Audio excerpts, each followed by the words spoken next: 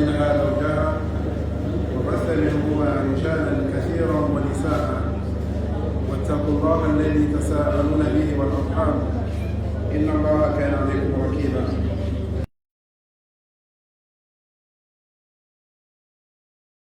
يصلح لكم أعمالكم ويغفر لكم ذنوبكم ومن يطع الله ورسوله فقد فاز فوزا عظيما. أما بعد، moi Allah, Seigneur de l'univers, j'atteste qu'il n'y a point de divinité digne d'être adorée si ce n'est qu'Allah seul le point d'associer. J'atteste également que le prophète Muhammad sallallahu alayhi wa sallam est son serviteur et son messager. Amma ba'du, assalamu alaykum wa rahmatullahi wa barakatuh. La continuité de notre séance d'entretien de chaque mercredi soir. À pareil moment, nous étudions dans le livre de l'Ahkam, y compris de son interprétation. Ceux qui nous suivent régulièrement, s'ils se souviennent très bien, nous sommes dans l'Bab Laylatul Qadr, le sujet qui nous parle de la nuit des décrets ou la nuit des destin. Comme nous l'avons dit dans la séance passée, comme Allah subhanahu wa ta'ala dans le Saint-Coran dit Inna anzalnahu fi laylatin mubarakah. Certes, nous l'avons fait révéler dans une nuit pleine de barakat, pleine de bénédictions. Inna kunna mundirin. Et il a dit aussi Inna anzalnahu fi laylatil qadr. Certes, nous l'avons fait révéler dans la nuit du décret, la nuit du destin. Wa ma adraka ma laylatul qadr. Qui te dira en réalité ce qu'on appelle la nuit du destin. La nuit du destin, Laylatul Qadr khayrun min alf shahr. Les bonnes actions, les bonnes œuvres dans cette nuit est meilleure que les actions rémunérées durant 1000 mois. Donc voilà en bref les avantages, les vertus de cette nuit. Et cette nuit a un lien avec le mois de Ramadan. Parce que, comme nous l'avons vu dans le hadith, notre dernier hadith, rapporté par Aïcha radiallahu anha, أن رسول الله صلى الله عليه وسلم قال تحروا ليلة القدر في الوتر من العشر الأواخر. Le prophète sallallahu alayhi wa sallam dit cherchez la nuit du destin dans le nombre impair des 10 dernières nuits du mois de Ramadan. Et ces nombres impairs qui sont le 21e, 23e, 25e et 27e et 29e. Et nous l'avons dit aussi, les hadiths, beaucoup de hadiths ont été rapportés qui prouvent que c'est dans la 27e nuit du mois de Ramadan qui est la nuit du destin. Il y a ces hadiths qui sont authentiques, comme l'auteur de Nail al-Awtar l'a apporté à aligner ces hadiths-là. Et aussi, il y a d'autres hadiths aussi qui prouvent, comme le hadith que nous allons lire aujourd'hui, rapporté par Abu Sa'id al-Khudri, qui montre aussi que la nuit du destin est tombée une fois dans la 21e nuit du mois de Ramadan. Donc, cette nuit, tellement que c'est très important, en nous les musulmans, qu'il ne faut pas que nous négligeons cette nuit. Ce sont des opportunités, nous l'avons dit et nous le répétons, que Allah subhanahu wa ta'ala nous offre, que Allah subhanahu wa ta'ala met à notre disposition pour chercher son agrément, pour chercher sa satisfaction et gagner le paradis. Donc le musulman, dans ce genre d'opportunité, doit redoubler d'efforts doit faire comme si c'était ses derniers instants, les derniers instants de sa vie. Il doit adorer son Seigneur comme si c'était ses dernières adorations. Parce que ce sont des opportunités que peut-être ça ne va plus se reproduire, ça ne va plus se répéter. Aujourd'hui, notre hadith est le hadith Thani Ba'd al-Mi'atayn. Notre 102e hadith de ce livre, rapporté par Abu Sa'id al-Khudri radiyallahu anhu, أن رسول الله صلى الله عليه وسلم كان يعتكف في العاشر الأوسط من رمضان. Abu Sa'id dit, le prophète sallallahu alayhi wa sallam avait l'habitude de faire son i'tikaf.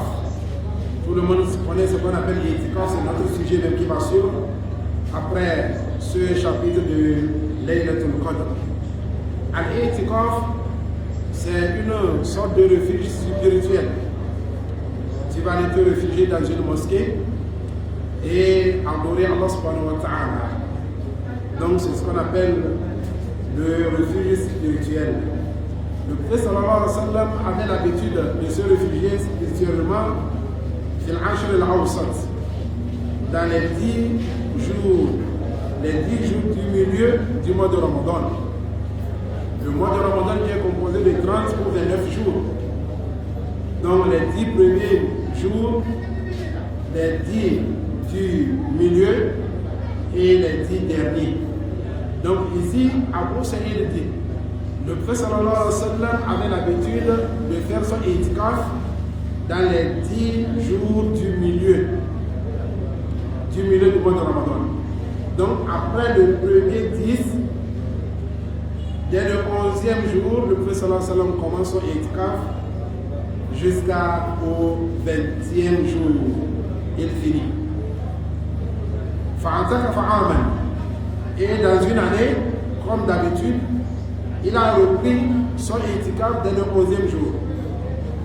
إذا كانت ليلة 21 et dans la nuit du 21e nuit, du 21e jour, وهي ليلة التي يخرج من صبيحتها من اعتكافه.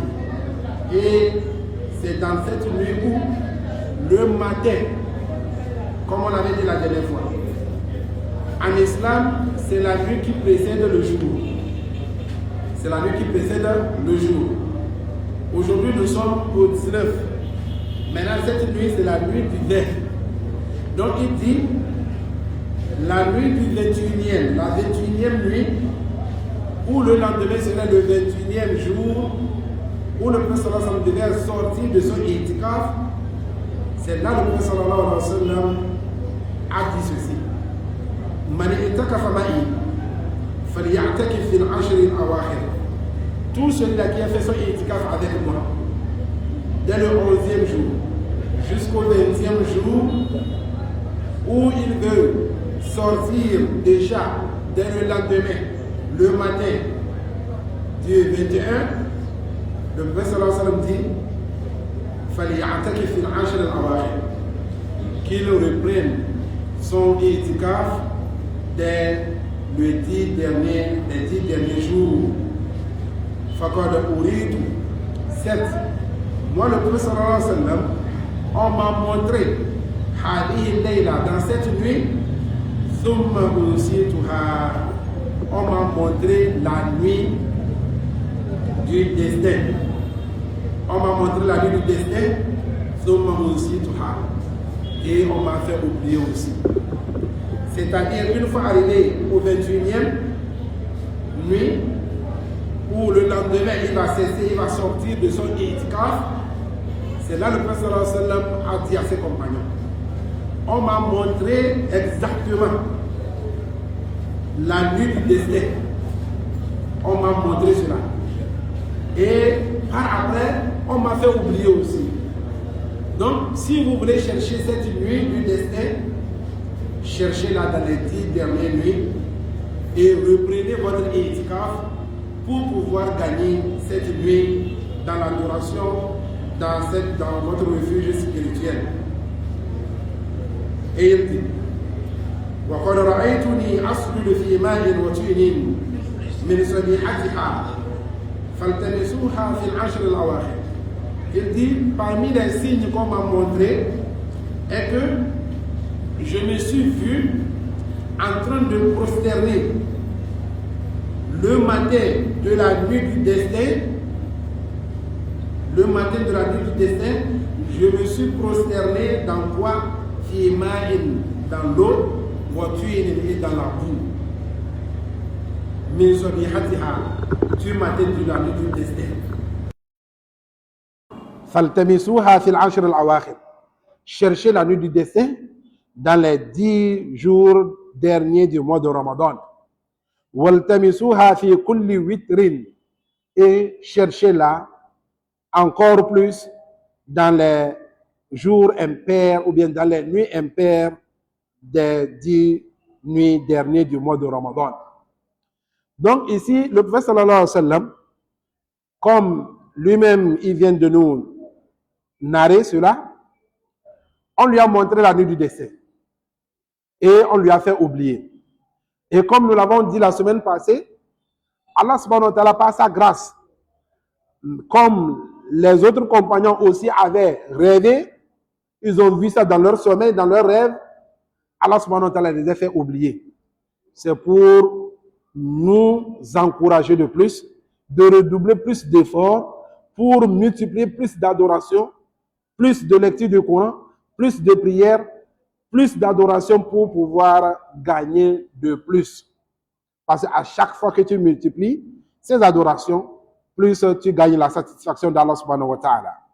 Donc, on a fait oublier le prophète sallallahu alayhi wa sallam le jour-là, la nuit-là. Mais parmi les signes qu'il a pu garder est que après la nuit du décès, le matin dans l'immédiat, il s'est vu parmi les signes qui prouvent que la nuit du décès est déjà passée et qu'il va se réveiller le matin à l'aube et il aura plu. Il y aura la pluie où il va se prosterner dans l'eau et dans la boue le matin de la nuit du destin. Voilà. Abu Sa'id al-Khudri dit ceci. Et il a plu cette nuit. Il a plu la nuit là. Quand il a plu, c'est quelle nuit? C'est dans la nuit du 21e nuit. C'est au 21e nuit. Le jour même où on commence les prières nocturnes là. C'est la même nuit, en même temps, dans l'immédiat. Quand il a plu, et la mosquée du prophète sallallahu alayhi wa sallam était faite par des palmes, par les feuilles des dattiers. C'était des hangars, ce n'était pas construit comme nous construisons nos mosquées aujourd'hui. C'était un hangar et aussi la toit était couvert des feuilles de palmier. Fawaqafa al-masjid, et l'eau a jailli dans la mosquée. Quand l'eau a jailli dans la mosquée, donc la mosquée serait mouillée. Et ce n'était pas aussi non plus cimenté. فأبصرت عيناي رسول الله صلى الله عليه وسلم وعلى جبهته أثر الماء. Et mes yeux m'ont vu, m'ont fait voir le prophète sallallahu alayhi wa sallam, et sur son front, il y avait des traces de l'eau et des traces de boue. Min subhi ihda wa ishrin, dès le matin du 21e jour du mois de Ramadan. Donc la nuit est déjà précédée. C'est la nuit du destin. Et voilà parmi les signes. Déjà, il nous a dit de chercher. Il a recommandé à tout celui-là qui a déjà fini son itikaf du 11 au 20 de reprendre. Du 21 jusqu'au 29 ou bien au 30. Et aussi de chercher la nuit du destin dans les nombres impairs des 10 jours restants. Et de deux aussi, on lui a montré la nuit du destin. Mais on lui a fait aussi oublier. Mais parmi les signes est qu'il s'est fait vu en train de prosterner dans l'eau, dans la boue. Et Abu Saïd dit, quand il a fini de dire cela, Le matin, il a plu. Et l'eau a jailli dans la mosquée. Et j'ai vu, mes yeux m'ont fait voir le prophète sallallahu alayhi wa sallam. Sur son front, il y avait des traces de boue. Donc, ce qui signifie quoi? Ils ont coïncidé avec la nuit du destin, la nuit passée, qui est la 21e nuit du mois de Ramadan. Donc, comme je venais de le dire, il y a beaucoup de hadiths qui ont rapporté que c'est le 27e. Voilà ce hadith aussi qui vient prouver aussi que c'est dans la nuit du 21e. Et tout ceci nous revient à dire quoi? Nous revient à revenir sur les propos du prophète sallallahu alayhi wa sallam en disant وَالْتَمِسُوهَا فِي كُلِّ وِتْرٍ. Cherchez la nuit du décès dans chaque nombre impair des 10 jours restants du mois de Ramadan. مَا يُؤْخَذُ مِنَ الْحَدِيثِ. Voilà ce que nous pouvons retenir de ce hadith. كون النبي صلى الله عليه وسلم يعتكف العشر الوسطى. Le fait que le prophète sallallahu alayhi wa sallam faisait son i'tikaf dans les 10 jours du milieu du mois de Ramadan, talaban laylat al-qadr. En ce moment, pourquoi il faisait cela? En cherchant, à la recherche de la nuit du destin.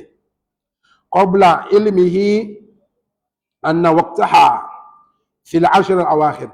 Avant même qu'on le fasse comprendre, on le fasse savoir que la nuit du décès se trouve dans les 10 derniers jours, dans les 10 dernières nuits du mois de Ramadan. Mais avant cela, il ne le savait pas. Il cherchait ça dans les 10 jours ou bien les 10 nuits du milieu du mois de Ramadan. Mais par après, Allah subhanahu wa ta'ala lui a montré que non, mais plutôt ça se trouve dans les 10 nuits dernières du mois de Ramadan. ثانيا هذا الحديث من أدلة الذين يرونها في ليلة 21. Ce hadith est une preuve, est un argument qui montre et sur quoi se basent ceux-là qui disent que la nuit du décès est la 21e nuit du mois de Ramadan. Parce qu'il y a certains éléments qui sont partis que c'est la nuit du décès, c'est la nuit du 21e. La 21e nuit du mois de Ramadan. Donc eux aussi, voilà leur preuve.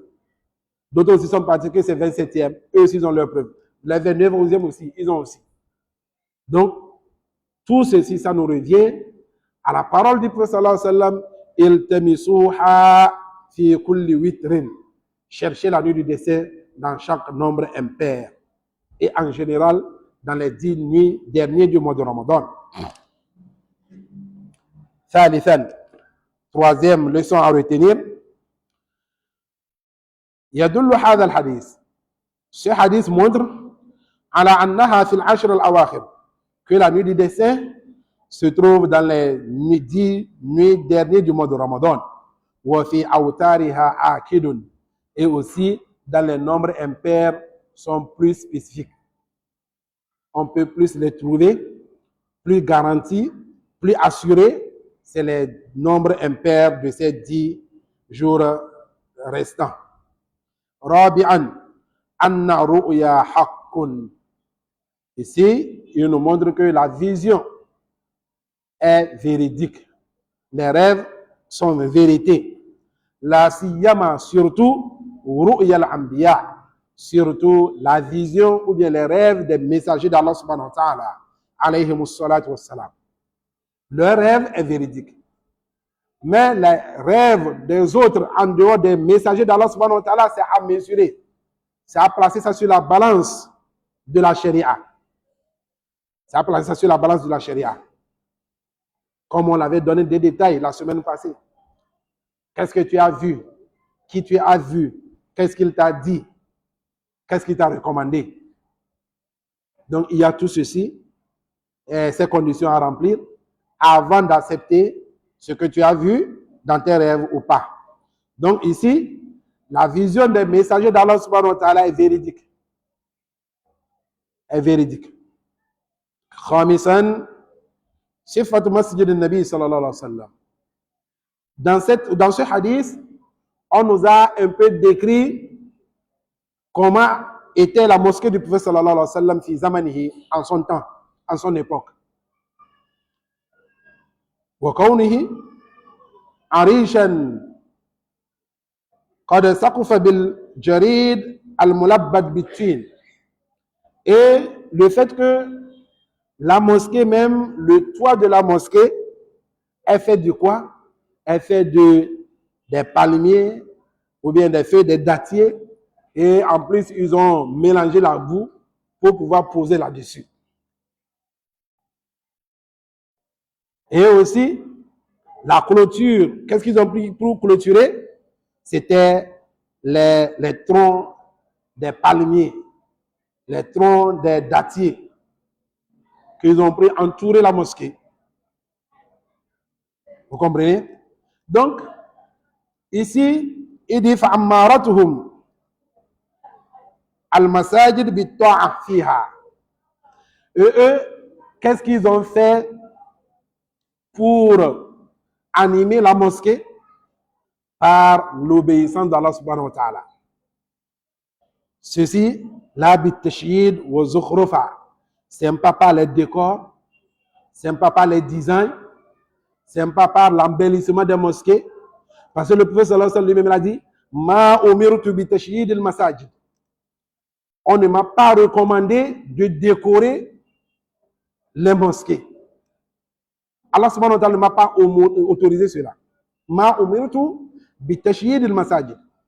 On ne m'a pas autorisé de décorer, embellir, faire des designs. Le pire, c'est d'écrire tout le Coran sur le mur de la mosquée. Tu rentres dans certaines mosquées comme si c'est un salon ou bien quelque chose. Il y a des multicolores. Or, Omar ibn al-Khattab, en son temps, quand il a voulu élargir la mosquée du prophète sallallahu alayhi wa sallam, et l'architecte a demandé comment est-ce que tu veux que je fasse cette mosquée. Il a fait des propositions. Le Omar dit nas min al-matar. Simplement, c'est une mosquée très simple. Une mosquée où tu vas protéger les gens contre la pluie. Même au moment où il va pleuvoir, qu'ils puissent rentrer à la mosquée faire leur adoration. Pour que ça ne jaillit plus. nas min al-matar. فَإِيَّاكَ أَن تُحَمِّرَ أَوْ تُصَفِّرَ. Il dit, gare à toi, il ne faut pas colorier en rouge ou bien en jaune la mosquée. Parce qu'en faisant ces couleurs-là, tu attires l'attention. Et tout ce qui serait devant toi, toi qui pries, et va attirer ton intention, l'islam veut de toi, avant même la prière, de dégager la chose-là. Le prophète sallallahu alayhi wa sallam, un jour, il est en train de prier. C'est un manteau qu'on lui a donné comme cadeau. Et il l'a porté. Et au cours de sa prière, il a fini la prière. En même temps, il a enlevé le manteau. Il a donné, dit, allez-y, remettre. Pour qu'il m'échange avec un autre. Parce que les couleurs de l'habit du manteau a pris mon esprit, a occupé mes pensées dans la prière. Donc, tout ce qui serait devant toi, c'est pour cela que nous disons toujours, même les tableaux là, les montres et autres, même si on veut placer une montre dans la mosquée, que ce soit derrière ou bien à côté. Mais là où on fait face pour faire la prière, tout ce qui est design, tout ce qui est comme tableau, il faut qu'on la dégage. Parce qu'au moment où tu es en train de prier, c'est là Satan vient pour te faire dire non, regarde, quelle est l'heure de la prière de Isha même? Sans ce moment, tu soulèves ta tête au lieu d'être concentré dans ta prière. Tu es là à regarder les tableaux, tu regardes de gauche-droite pour voir quelle est l'heure de la prière d'Isha. Ou bien quelque chose comme ça. Donc, Omar dit, il ne faut pas trop embellir la mosquée avec des couleurs qui attirent l'esprit, l'attention. Et ça serait une sorte de tentation aux gens andinihim dans leur religion. Donc, ces genres de choses, c'est pour cela même quand on voulait peinturer la mosquée, d'autres disent non, de faire bleu, de faire blanc, de faire... Non. Tout ceci, la charia nous a déjà enseigné cela. Des couleurs qui ne seraient pas trop frappantes, qui ne vont pas trop tirer ton esprit quand tu pries. Cette couleur, quand tu rentres, ça ne t'attire pas. Tu pries en toute tranquillité. Maintenant, ce qui reste, ce sont les tableaux qui sont devant. Tous ces tableaux-là, c'est à dégager.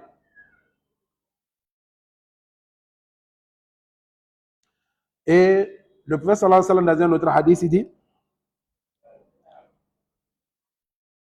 La tuzakhrifannaha La tuzakhrifunnaha kama zakhrafat al-yahud wa nasara.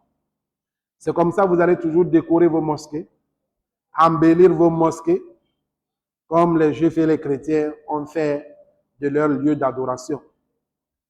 Aujourd'hui, c'est ce qui se passe.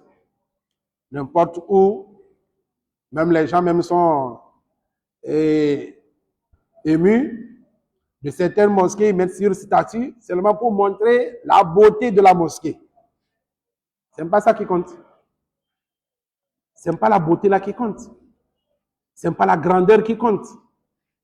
Mais qu'est-ce que vous faites de la mosquée? Qu'est-ce que vous faites de la mosquée? Qu'est-ce qui se passe dans la mosquée? C'est ça le plus important. C'est ça le plus important. Est-ce que vous enseignez le Coran? Vous enseignez les gens la tawhid? Vous enseignez les gens la prière? Vous enseignez les gens leur religion dans les mosquées? C'est ça, c'est avec ça on anime une mosquée. Mais ce n'est pas de l'embellir, de la colorier, de la climer, de la faire ceci et cela, non. Tout ceci, ça fait partie même des signes des fins du temps. Les embellissements de trop, des décors, les designs, et le plus pire, comme je venais de l'évoquer, d'écrire les versets coraniques sur le long du mur de la mosquée.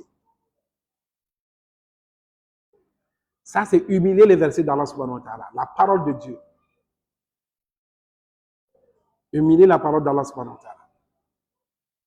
Et c'est avec cela même nous prenons des tableaux, des ayatul kursi, les Qul huwallahu ahad et les Fatiha, on met sur nos murs dans nos salons. Dans nos salons. Le Coran n'a pas été révélé pour ça. Le Coran n'a pas été révélé pour qu'on prenne ça, mettre dans des tableaux, encadrer et accrocher ça au mur. Non. On a révélé le Coran pour qu'on la lise, on la comprenne, on la mette en pratique. C'est ça l'objectif de la révélation du Saint-Coran. Ce n'est pas de coller ça aux voitures, de coller ça aux motos, aux engins, ainsi de suite. Même le nom d'Allah subhanahu wa ta'ala, tu ne colles pas aux engins. Non. C'est quoi l'objectif? Quand tu prends Allah, un sticker, tu colles ça à ta moto. Ça signifie quoi? Est-ce que c'est le nom de ton papa? Tu vas prendre le nom de ton papa, tu colles ça, et puis tu vas n'importe où avec ta moto avec. C'est une mauvaise compréhension. Nous pensons qu'en collant cela, ça va nous protéger. Ça ne protège pas. Ce n'est pas comme ça, ça protège. Tu veux une protection? Avant de sortir de la maison, voilà l'invocation de sortir de la maison. Bismillah tawakkaltu ala Allah, wa la hawla wa la quwwata illa billah. Satan même dira comment vous pouvez contre quelqu'un que Allah subhanahu wa ta'ala lui a protégé, lui a suffi. Vous ne pouvez rien contre lui. Tu veux monter sur ta moto, tu veux rouler la moto, il y a une invocation à réciter. Dans ta voiture, il y a une invocation à réciter. Ainsi de suite, c'est avec ça qu'on gagne la protection. Dans ta maison, dans ta chambre, lis toujours le Coran. Lis la sourate al-Baqarah. Le prophète sallallahu alayhi wa sallam dit, dans une maison ou bien dans une chambre où on lit, on récite la sourate al-Baqarah, Satan ne s'approche pas. Mais ce n'est pas de venir prendre le Baqarah et puis tu colles au mur. Ça ne va. Plutôt même tu vas pécher. Tu vas récolter des péchés. C'est le nom d'Allah, les versets, la parole d'Allah, les lézards passent sur ça, ils urinent sur ça. Tu es en train d'humilier la parole d'Allah subhanahu wa ta'ala. Donc, les mosquées, ce qu'on anime les mosquées avec, c'est les cours qu'on divulgue dans ces mosquées-là. On apprend les gens le Coran, la sunna du prophète sallallahu alayhi wa sallam, comment prier, comment jeûner, comment faire le pèlerinage, ainsi de suite. Toutes ces activités-là, c'est ça qu'on anime les mosquées avec. Même si c'est un hangar, même si ce n'est pas bien construit, même si ce n'est pas beau, quand il y a cela, c'est une mosquée. À ce temps du prophète sallallahu alayhi wa sallam, mais ils n'ont même pas cimenté. Mais depuis là, le prophète sallallahu alayhi wa sallam dit, la prière dans sa mosquée vaut 1000 fois que de faire la même prière dans une autre mosquée, en dehors de la mosquée de la Mecque. Mais est-ce qu'il y avait des tapis? Il n'y avait pas. Mais ça a venu, c'est sa valeur, ça a donné sa valeur. Ça a donné ses fruits. C'est de là on a gagné des grands compagnons du prophète sallallahu alayhi wa sallam. Des grands éléments qui ont divulgué cette religion, qui ont enseigné cette religion jusqu'à ce que ça nous est parvenu aujourd'hui. Mais ce n'est pas l'embellissement. Non, ce n'est pas ça. Donc, et aussi, ce qui fait vivre aussi, ce qui anime aussi les mosquées, ce sont des ulémas. Ce sont des ulémas, des imams. Et ces imams, c'est à nous de veiller sur les imams pour que ils puissent animer ces mosquées-là avec les dourous, avec des cours.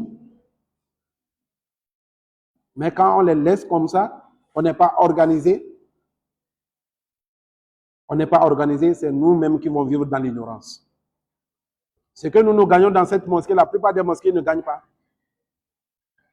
La plupart des mosquées dans Lomé, voire même dans Togo, ils ne gagnent même pas. Pas très longtemps, hier, il y avait des alphas, des imams qui sont venus ici prêcher. Voilà aujourd'hui encore. Voilà demain, il y en aura. Dans cette mosquée, toujours, il y a des prêches. Donc, aidons les imams là à toujours continuer. Parce que ce que nous connaissons ici, ce que nous apprenons ici, le peu que nous apprenons, si tu vas dans d'autres endroits, c'est une catastrophe. C'est un bienfait. C'est un bienfait d'Allah subhanahu wa ta'ala. Donc, il faut que nous remercions Allah subhanahu wa ta'ala sur ce bienfait. Et ce n'est pas la grandeur de la mosquée, ce n'est pas la beauté de la mosquée. Non, rien de cela. Mais ce qui se passe dans la mosquée, c'est ça qui élève le nom de la mosquée là. C'est ça qui fait que chaque imam, chaque érudit islamique qui va venir au Togo, même si ce n'est pas notre imam qui est le devant, n'importe quel imam qui est devant dit non, il y a la mosquée d'Akoreswa. Il y a la mosquée d'Akoreswa. Donc profitons. C'est pour cela que moi j'ai l'habitude de dire, nous les gens d'Akoreswa, on n'a pas d'argument à se défendre devant Allah subhanahu wa ta'ala. Quand tu vas aller devant Dieu un jour, soit disant que tu as ignoré, ou bien tu ne savais pas, ça tu n'as pas d'argument. Tu ne vas même pas sortir. Tu ne vas même pas sortir.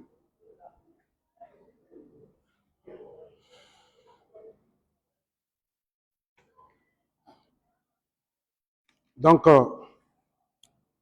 voilà un peu. C'est le dernier hadith de Bab Laylatul Qadr. Nous allons entamer notre sujet qui est Bab l'I'tikaf, le refuge spirituel. L'I'tikaf, tout le monde connaît I'tikaf. Ou bien la plupart de nous entendent parler de I'tikaf, surtout dans le mois de Ramadan. Si on dit I'tikaf, c'est c'est le fait de s'attacher à quelque chose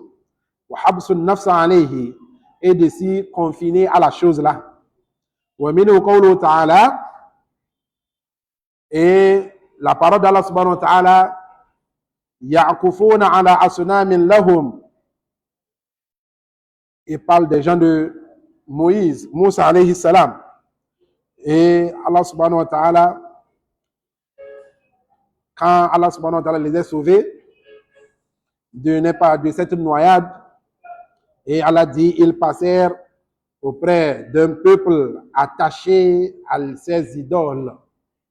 Donc, ils se sont attachés à leurs idoles, c'est-à-dire, ils étaient là fréquemment auprès de ces idoles-là. Ils étaient restés auprès de ces idoles et ils faisaient des adorations. Donc, le mot ya'kifoun, c'est là provient le mot i'tikaf. Donc, mais dans la loi islamique, si on dit al-i'tikaf, il dit al-maqamu fil masjid. C'est le fait de s'attacher ou bien de rester dans une mosquée. Min shakhsin makhsous. Quelqu'un spécifique, on trouve quelqu'un qui va rester dans une mosquée à la sifatin makhsousa. Dans une situation spécifique pour l'adoration d'Allah subhanahu wa ta'ala. Quand il est rentré dans la mosquée, il ne se déplace pas n'importe comment. Il a trouvé un endroit calme où il s'est réfugié. Dans cet endroit, il est assis calmement et il ne bavarde pas. Il n'est pas là pour causer. Il n'est pas là pour s'entretenir avec quelqu'un, mais plutôt dans l'adoration d'Allah subhanahu wa ta'ala. Même la réflexion sur la création des cieux, de la terre, de la création d'Allah subhanahu wa ta'ala, de cet univers même, ça aussi c'est une adoration.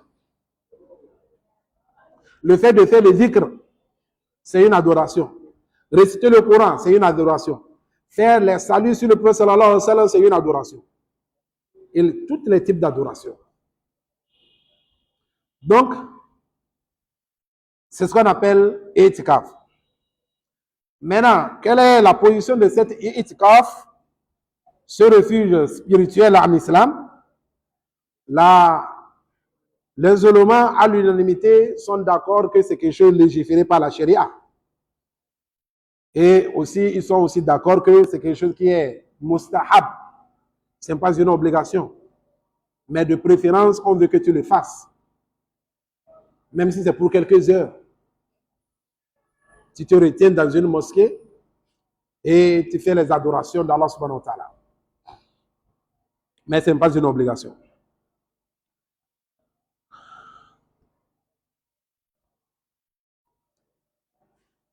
وذكر عقيب الصيام لمناسبتين. Le refuge spirituel a été évoqué après l'étude sur le jeûne à cause de deux coïncidences seulement. Ces coïncidences sont أن جملة الكلام على الصيام يتناول الصيام شهر رمضان. Et il dit, la plupart, quand on parle du jeûne, la parole sur le jeûne, généralement, est basée sur le jeûne du mois de Ramadan. Quand on dit on veut parler sur le jeûne, tout le monde sous-entend le jeûne du mois de Ramadan. Et aussi, وهو الذي يتأكد استحباب الاعتكاف فيه. Et c'est le jeûne du mois de Ramadan qu'on préfère que tu fasses ton refuge spirituel là-dedans.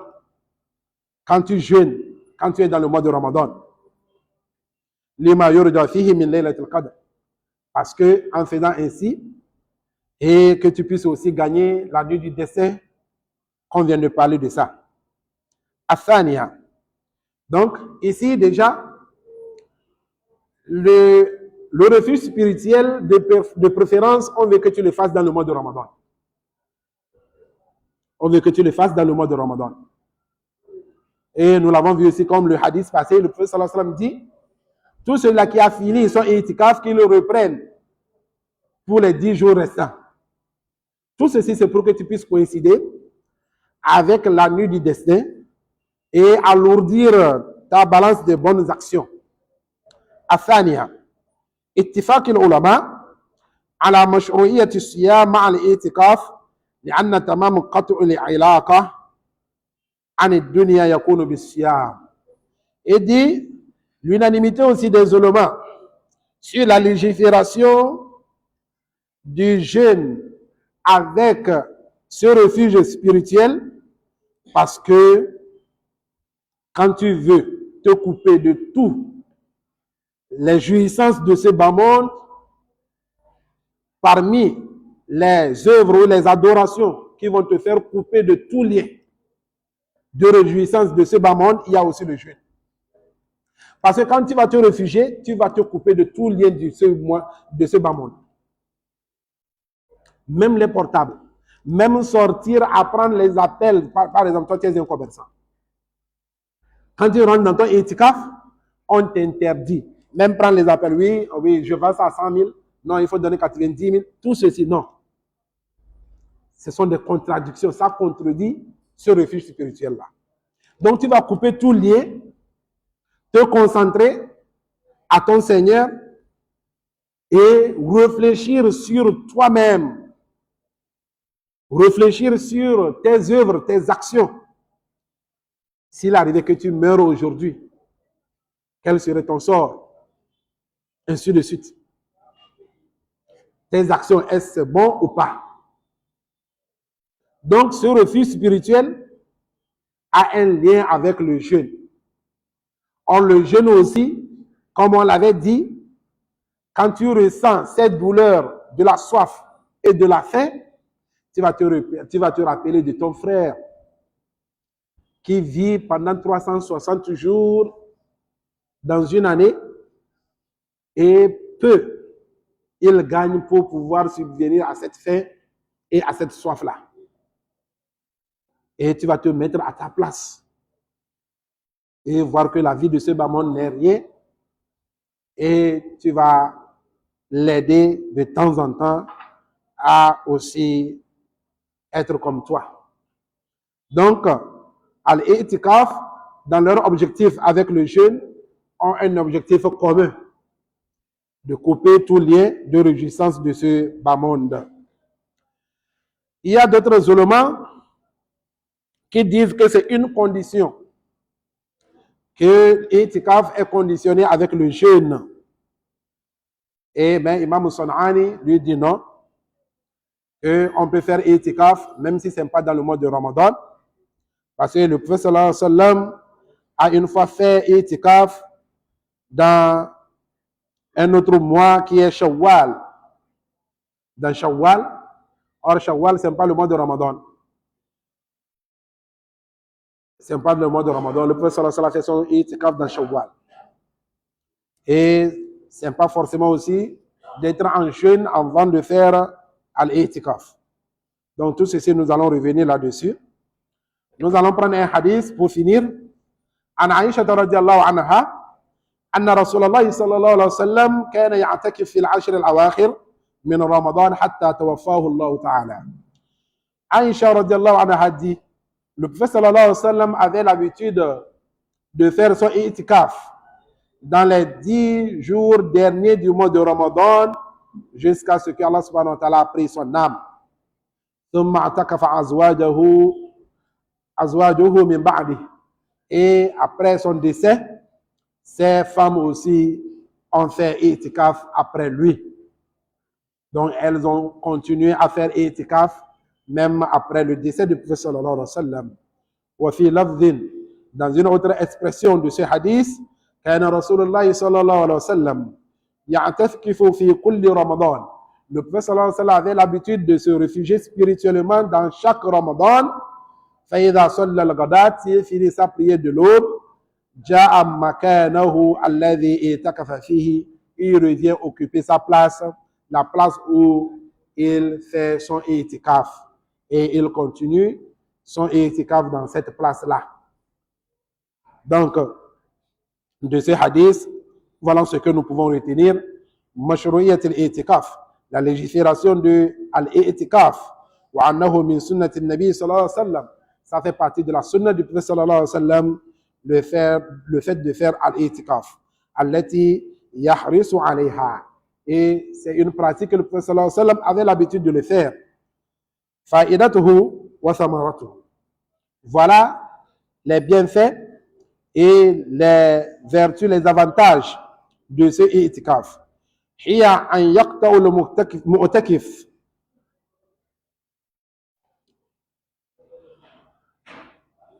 هي أن يقطع المعتكف علائقه عن الدنيا وما فيها.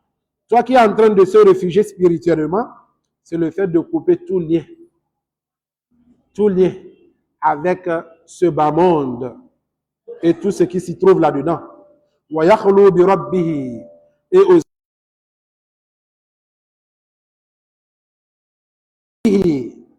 il serait seul avec son Seigneur. وَيَتَلَذَّذُ بِمُنَاجَاتِهِ, et il va ressentir la douceur de la conversion avec son Seigneur. وَجَمْعِهِ نَفْسُهُ وَخَوَاتِرِهِ, et il va regrouper tout son esprit, toutes ses pensées à son Seigneur. وَعَلَيْهِ وَعَلَى ibadatihi, et aussi dans son adoration. Toutes ses pensées, toute sa réflexion, tout son esprit serait dans l'adoration d'Allah subhanahu wa ta'ala et non dans rien. Donc c'est pour cela tout ce qui est a un lien avec la vie de ce bas monde, tu vas découper de cela. Tu vas couper de tout cela. Et tu serais préoccupé, toutes tes pensées, toute ta réflexion à Allah subhanahu wa ta'ala et dans son adoration. أن اعتكاف النبي صلى الله عليه وسلم استقر أخيرا على العشر أواخر. Il dit, le refuge spirituel du prophète sallallahu alayhi wa sallam dans ces derniers instants de sa vie était dans les 10 jours derniers du mois de Ramadan. لما يرجى فيهن من ليلة القدر, parce que dans ces 10 jours derniers qu'on on va vouloir gagner la nuit du destin. Ce qu'on a oublié de dire concernant la nuit du destin est ce hadith de Aïcha radiallahu anha, quand elle a demandé le prophète sallallahu alayhi wa sallam, Ara'ayta in alimtu ayya laylatin laylatul qadr ma aqulu fiha. Elle a demandé le prophète sallallahu alayhi wa sallam, dis-moi, si j'ai su parmi ces nuits laquelle est la nuit du destin, tu me conseilles de faire quel genre d'invocation? Qu'est-ce que tu me conseilles de dire dans cette nuit si j'ai pu coïncider avec la nuit du destin? C'est là le prophète sallallahu alayhi wa sallam dit, Kouli, dit ceci, Allahumma innaka afuwun tuhibbul afwa fa'afu anni. Ô Seigneur, tu es le pardonneur, tu aimes le pardon, pardonne-moi. Seigneur, c'est toi qui pardonnes. Tu aimes le pardon, pardonne-moi.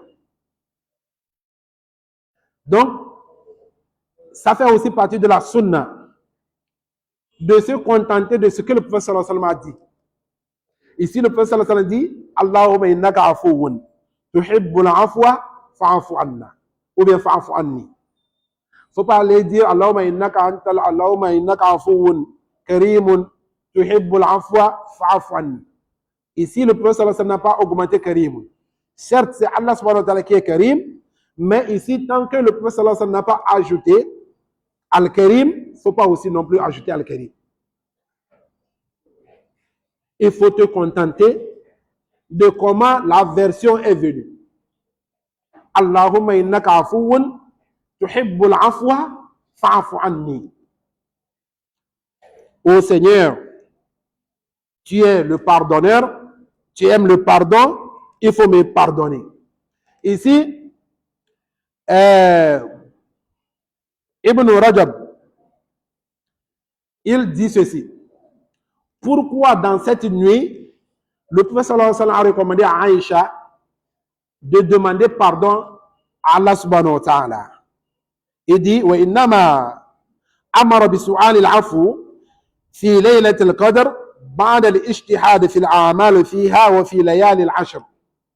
Il a recommandé de demander le pardon de notre Seigneur dans cette nuit du destin, après qu'on a eu des efforts, fait des efforts dans les œuvres, dans les bonnes actions, dans les nuits, dans les 10 nuits dernières du mois de Ramadan, parce que ceux-là qui connaissent bien leur Seigneur, ceux-là qui maîtrisent bien leur religion, ils font des multiplications des efforts dans des actions, dans des bonnes actions. ثم لا يرون لأنفسهم عملا صالحا ولا حالا ولا مقالا فيرجعون إلى سؤال العفو. Et ils ne trouvent rien comme bonne action, comme comportement, comme quelque chose à encore dire, parce qu'ils ont déjà tout fait. Ils ont multiplié des actions, la lecture du Saint-Coran, les dhikrs, les prières sur le prophète sallallahu alayhi wa sallam. Maintenant, ils ont tout fait, ils n'ont rien encore à dire, à faire, si ce n'est pas de demander le pardon de leur Seigneur. Parce que quand toi tu connais ta religion, on te dit la nuit du destin, les 10 nuits dernières du mois de Ramadan, tu n'as pas à dormir. Et on l'avait dit aussi, le prophète,